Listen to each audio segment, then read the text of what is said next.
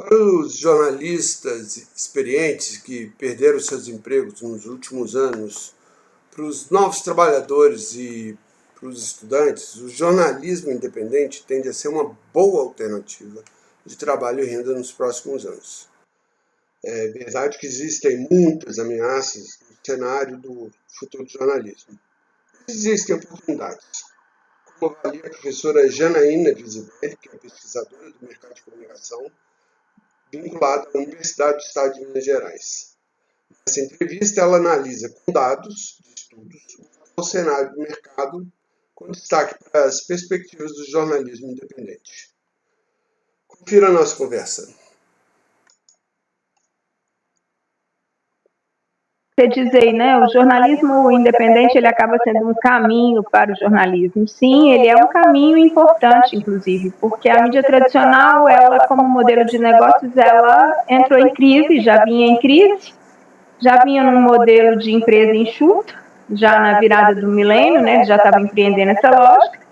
Depois ali de segunda década dos anos 2000, com a chegada aí dessas grandes plataformas, né, que a gente hoje dá esse nome para elas, né, da Meta e da Alphabet, e a migração dos recursos para essas duas organizações, né, dos anunciantes.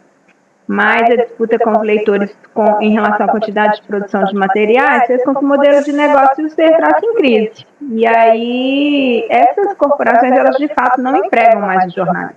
Então, um dos primeiros dados que a gente tem, assim, em termos das pesquisas que a gente tem feito é isso. Não é a grande mídia mais que absorve os trabalhadores jornalistas formados, né? Eles têm ido para outros lugares. Os trabalhadores que já O próprio jornalista está procurando também? O próprio jornalista está tomando iniciativa também? Nós temos dois movimentos aí, né? Você tem primeiro, vamos pensar assim, quem já estava no mercado. Quem estava no mercado foi expulso da grande mídia, teve que se virar. Para se virar, eles saíram da mídia na perspectiva do impresso, né? Que migrou para o online, foram para o online, ou foram buscar criar formas de se arranjar, como a gente diz lá no CPCT, no Centro de Pesquisa, Comunicação e Trabalho. Então, eles foram tentar criar maneiras ali de se arranjar fazendo a atividade que eles fazem, fazendo um tipo de jornalismo que eles acreditam que não era feito na grande mídia. Isso é o que a gente viu lá nos dados da pesquisa do CPCC, realizada ali de 2016 até 2018. Então, ali você tem um conjunto de trabalhadores expulsos da grande mídia que migram, sim, para esses novos arranjos, né? E aí eles vão se arranjando de várias formas. Trabalhar com a mídia independente não significa necessariamente se sustentar da mídia independente, mas tentar se sustentar da mídia independente. Então, eles vão criando uma série de estratégias.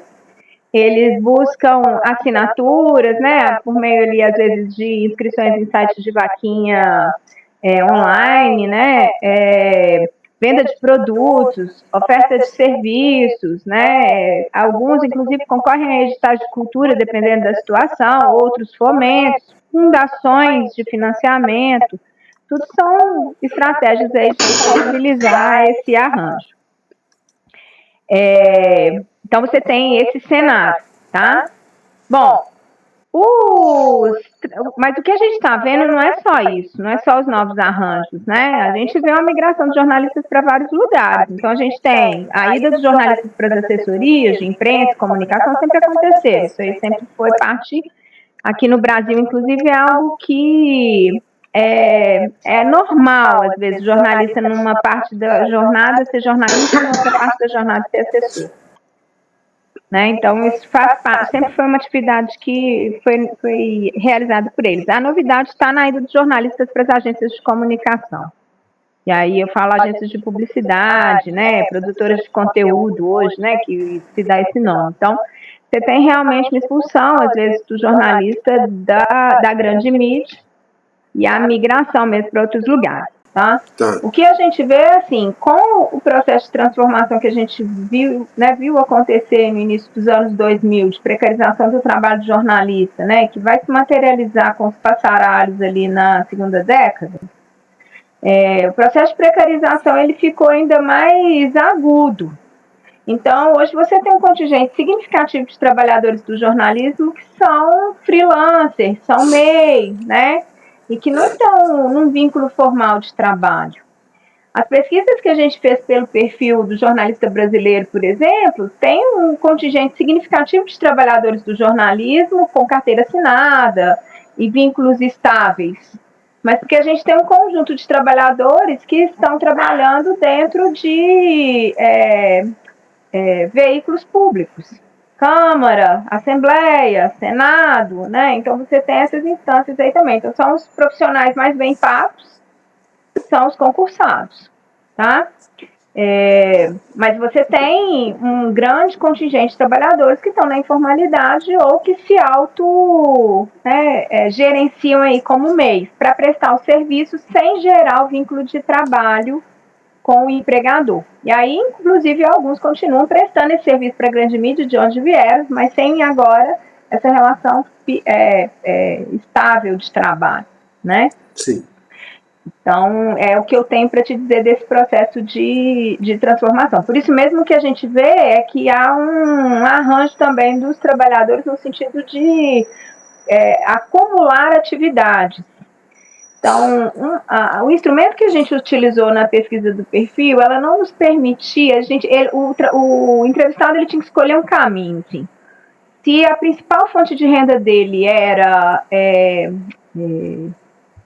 ser professor, por exemplo, ele tinha que responder o conjunto de perguntas voltadas para esse.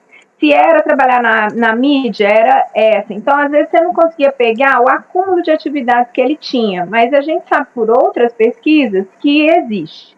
Né? Então, às vezes, há um arranjo aí de acumular atividades para conseguir gerar sustentabilidade desse jornalista hoje, que a maioria não se sustenta apenas com o trabalho, né? No sentido assim, de uma única fonte de renda. Né? Há essa organização aí pelo sistema de bicos, tá? Da gig economy, como se diz. A tendência desse processo se aprofundar, se ampliar? Ela já está se ampliando, né? E aí, quando a gente vê o tipo de organização com a qual a gente está lidando hoje, como essas organizações aí que se denominam plataformas, isso tende a piorar.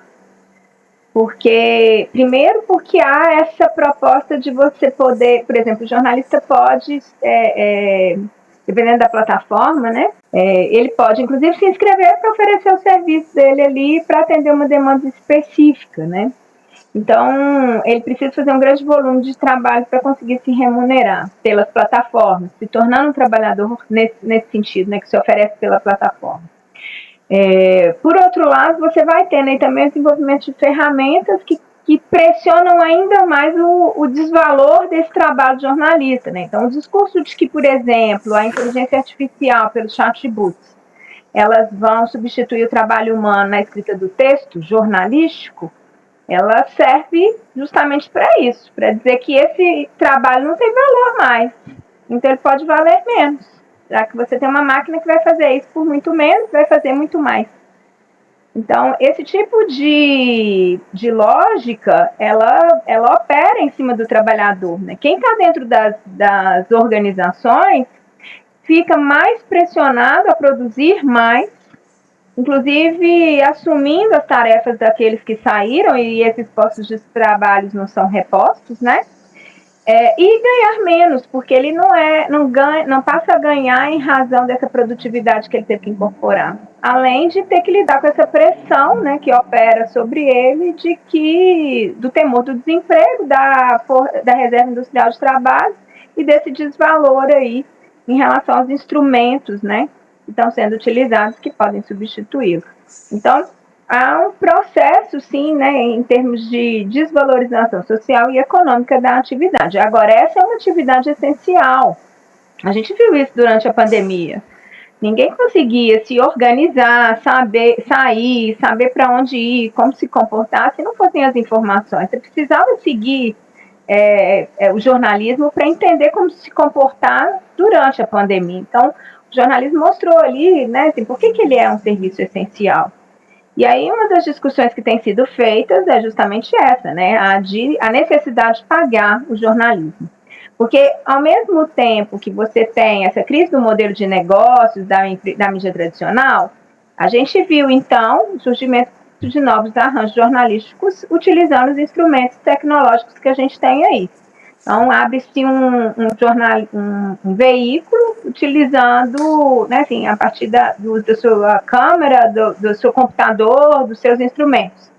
Né? Às vezes a equipe é bem reduzida, mas você consegue fazer um arranjo e produzir conteúdo de qualidade. Então, a gente tem hoje uma mídia independente que tem pautado a grande mídia, que tem colocado questões importantes em circulação. Ela não tem a mesma penetração da grande mídia, mas ela cumpre um papel importante, inclusive fazendo ver grupos que sempre foram marginalizados e que eles estão cobrindo a partir dessa perspectiva dos direitos humanos. Então, eles também cumprem um papel importante e estão produzindo conteúdo para essas plataformas. As plataformas estão monetizando. Quem não está monetizando é o jornalista.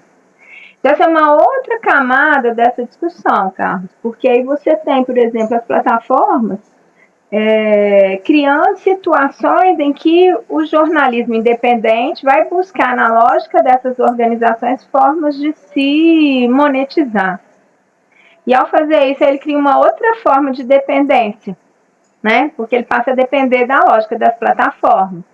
E isso é muito perigoso. A gente viu agora, né, nas discussões que agora estão suspensas, né, do que foi a PL 2630. Então, quando a Google, por exemplo, viu que havia grande chance da lei passar, as discussões de que, né, eu não vou dar acesso ao jornalismo. No Canadá, a regulamentação existente, ela já indica o pagamento aos jornalistas. As regras lá, né, de como isso é feito, mas a Google, num primeiro momento, inclusive testou uma ferramenta em que ela não permitiu acesso ao conteúdo jornalístico. Então, na verdade, essas plataformas, se elas quiserem, elas simplesmente nos impedem. Eu posso até colocar meu conteúdo lá, mas o leitor não vai acessar o link, ele não acessa o link, ele não chega no link. Então, esse tipo de dependência das plataformas para se monetizar é um empoderamento das plataformas que gera um risco grande também para o jornalismo. Esse é um debate que a gente precisa fazer. Até onde eu sei, a FENAGE tem feito. Sim. Tem tentado levar essa discussão, inclusive dentro do Congresso Nacional. Ela estava participando junto com a AJOR das discussões lá, agora não mais da PL 2630, né? Agora eu nunca lembro o número certo, não sei se é 3730, que é a dos direitos autorais, né? Essa que está falando justamente da remuneração dos jornalistas. Então, essa é uma discussão que tem passado e que é do interesse do conjunto da sociedade, porque o jornalismo ele cumpre um papel importante.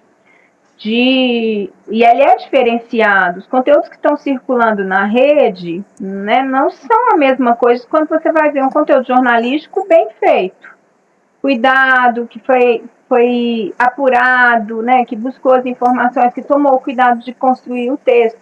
Então, eles realmente têm a capacidade de qualificar o pensamento. Então, nesse sentido, a gente diz que é do interesse da sociedade realizar esse debate da sustentabilidade do jornalismo.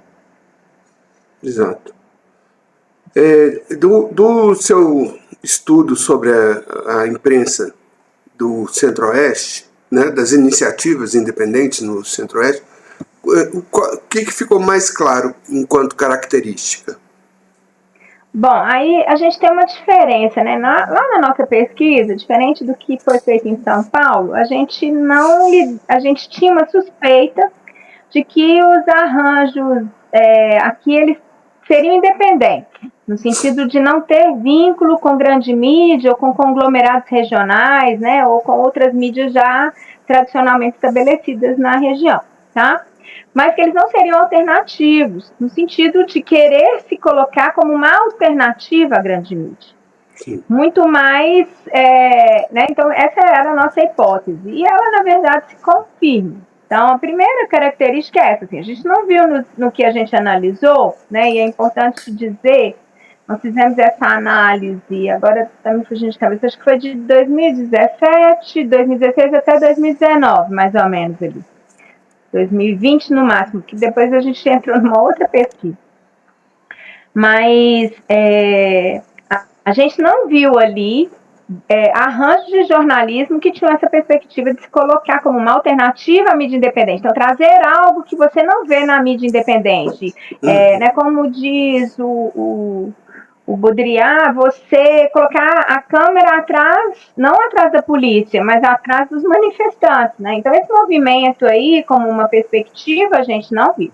Outra coisa que a gente viu, ao contrário, foi que a grande mídia era a grande fonte da mídia independente. Então, isso é um problema, que eu acho que é um alerta, né? Então, veja, é uma alternativa para você criar um arranjo jornalístico para você poder atuar como profissional, criar sua forma de sustentabilidade, ter autonomia de fazer o jornalismo que você acredita. Ótimo. Mas se você vai lá e bebe no G1 para produzir conteúdo, você está virando um porta-voz da grande mídia. Eles já têm penetração e você ainda está abrindo mais uma porta de penetração. Então, há algumas estratégias que a gente viu, por exemplo, realizadas a partir do estudo que foi feito pelo CPCT em São Paulo, né?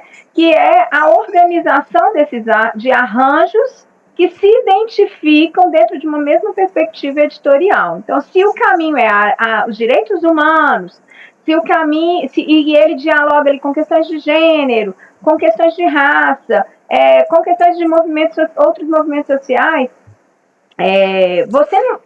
porque o arranjo ele não tem condições de produzir conteúdo na mesma periodicidade que a mídia tradicional. Então, ele cria o que a gente chamou lá de um regime de publicação.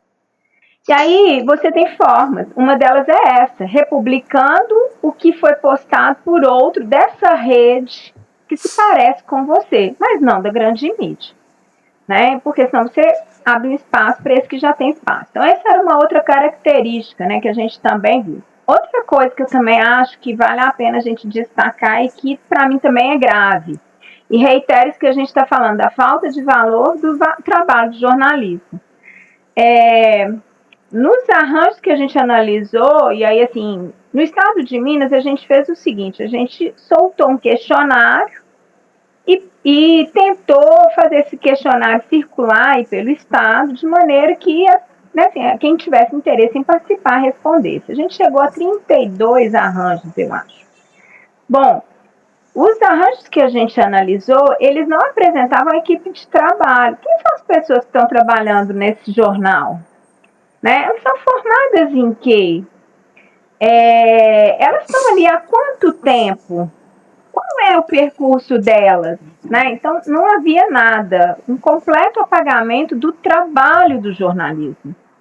E se você for olhar outros, né, fizer essa comparação mesmo dentro do jornalismo independente, você vai ver que há uma exaltação disso. Ó, nós somos fulano de tal, nós viemos de tal lugar, a essa marca territorial, a essa marca da história, ou então venho da grande mídia, eu trago essa história de experiência.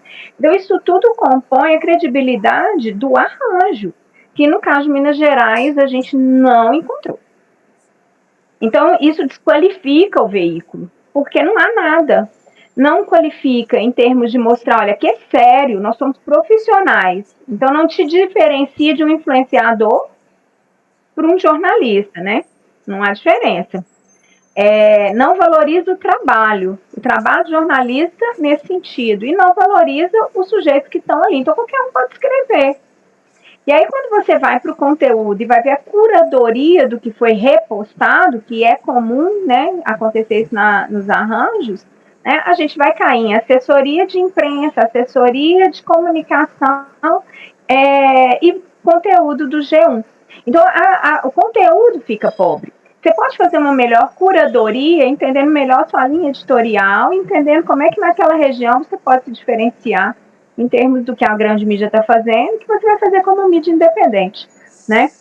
Mas isso realmente a gente não encontrou naquela ocasião, no recorte que a gente teve. Tá? Até que ponto que isso reflete um pouco a sociedade atual mesmo do individualismo? Ou seja, as pessoas elas buscam respostas individuais para problemas que existem na cidade, né? Elas identificam que na cidade X tem uma demanda, um deserto de notícias, né? Mas ela quer fazer sozinha, em vez de pensar primeiro, deixa eu ver com quem que eu posso juntar, como que eu posso criar uma equipe, como que eu posso desenvolver um projeto que tenha uma visão local, de fato. Eu acho que aí tem a ver com uma série de questões, assim, tem um aspecto cultural nosso, né, como sociedade, sim, tem alguns aspectos também dos processos de formação de jornalistas, né, então, uma das questões é essa, assim, o jornalista durante muito tempo foi educado para trabalhar no veículo, então, né, e aí de repente ele teve que passar a criar caminhos outros que não era nem trabalhar no veículo, como, por exemplo, criar o seu próprio veículo. Isso sempre, então assim, o publicitário era formado para fazer agência, criar a sua própria agência, o jornalista não era, né? Então esse era um aspecto, ele era formado para ser trabalhador. Mas é interessante que ao mesmo tempo que o jornalista, ele vai, a perspectiva da formação do jornalista é de lhe dar uma bagagem que lhe permita fazer uma leitura de contexto, porque ele vai precisar lidar com complexidades ao lidar com o cotidiano, né? Eu acho que a gente trabalha pouco o entendimento do jornalista como trabalhador. O jornalista se entende, me parece, eu posso estar equivocado, muito mais como intelectual, mas não como trabalhador. Como ele não se entende como trabalhador, ele não se organiza como trabalhador. Então não há esse reconhecimento de categoria, entendeu? E aí como classe trabalhadora. Então esse é um aspecto, né, que eu acho que combina. Então eu não diria, assim, ao traço da sociedade, ao traço do nosso tempo, eu acho que há uma questão aí também, puxando para o lado da universidade, que é onde eu estou, que respeita a formação também que a gente tem oferecido, né.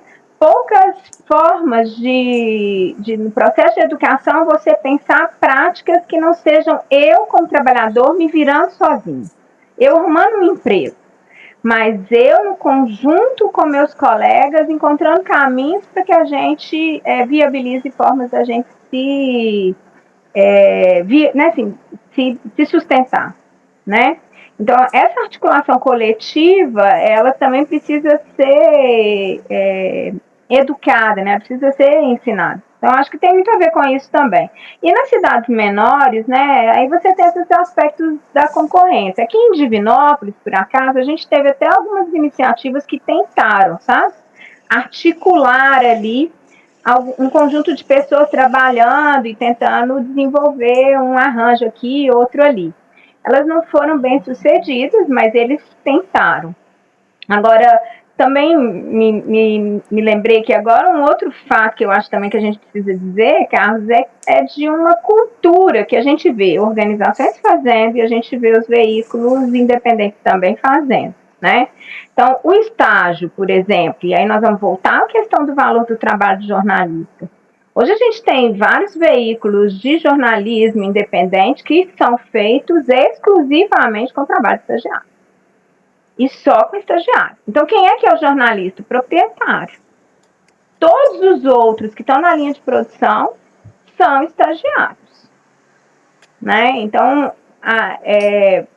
se a gente fosse olhar pelo percentual que o Ministério Público do Trabalho indica, em termos de quantidade de estagiários e trabalhadores, estaria irregular. Eu mesma, assim, sei de alguns aqui que estariam irregulares, entendeu? E aí você tem outros impactos, porque você não tem experiência partilhada com esses estagiários, qualificando o trabalho deles, melhorando o próprio conteúdo do jornalismo que está sendo produzido, né? E você tem uma ideia de descarte, porque o estagiário forma outro estagiário. Então, você, assim, essa relação coletiva ali, que vai sendo construída no arranjo, ela não existe. Então, essa também é uma diferença, tá? Nos arranjos lá de São Paulo, havia uma ideia de coletivo, na maioria deles. Alguns são organizações, então você tem os proprietários mesmo. Mas alguns não, há uma ideia de coletivo. Eles vêm, inclusive, às vezes se iniciam como um coletivo. Então, isso é uma coisa que faz diferença. Pensar essa ideia, por exemplo, de jornalismo feito com estagiário, que você descarta o estagiário, não tem nada de coletivo, né? É uma outra forma de exploração do trabalho, como qualquer tipo de organização tem. Bom, para finalizar, o que a gente pode esperar? O que a gente pode fazer, né? Como é que a gente sai desse